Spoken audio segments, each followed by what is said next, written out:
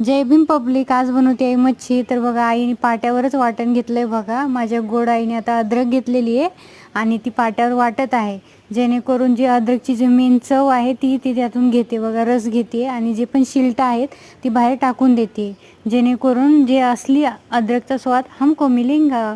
थोड़ी हिंदी भी मांगती है ना. अब ये सब देखो मेरी माँ ने क्या सब फ्राय करके रख दिया है, म्हणजे त्याला एकदम भाजून ठेवलेलं आहे मटेरियल. बघा सगळं दिसते, कांदा, टमॅटो, अजून अद्रक, लसूण, मीठ वगैरे, अजून काय म्हणतात त्याला म्हणजे धने पण घेतलेले, जेणेकरून चव जरा जास्तच वाढेल. आता बघा मिरच्याचं वाटण घेते स्टार्टिंगला आणि त्याच्यासोबत नाही का लसूण घेते.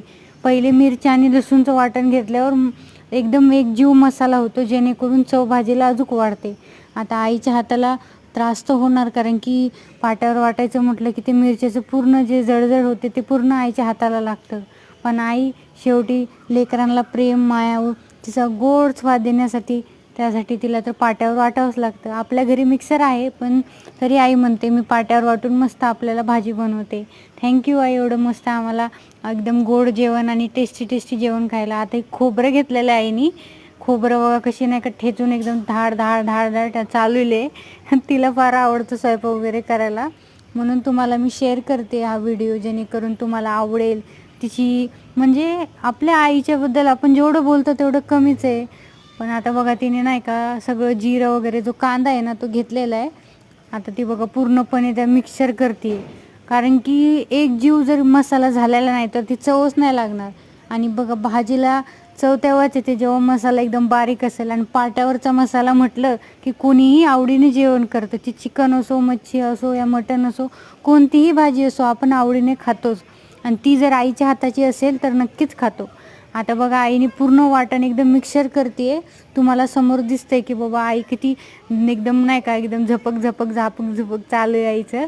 आता आई सगळं मसाला ओकेमध्ये वाटण करते, जेणेकरून भाजीला एकदम भारी चव यावी. आईला मी सांगते सारखं, अगं नको वाटत जाऊ, मिक्सरमध्ये काढू, पण तरी आई ऐकत नाही.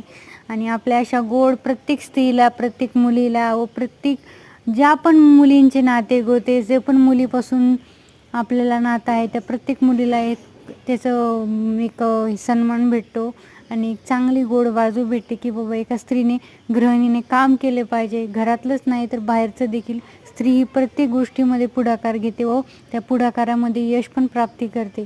तशीच आपली आई देखील असते, घरामध्ये संपूर्ण गोष्टींवर तिचं लक्ष असते. अशा गोड आईला सबस्क्राईब आणि लाईक नक्की करा. आणि असे व्हिडिओ पाहायला तिला नक्की तुम्ही सपोर्ट करा. तुमच्या सपोर्टची खूप गरज आहे. Thank you guys.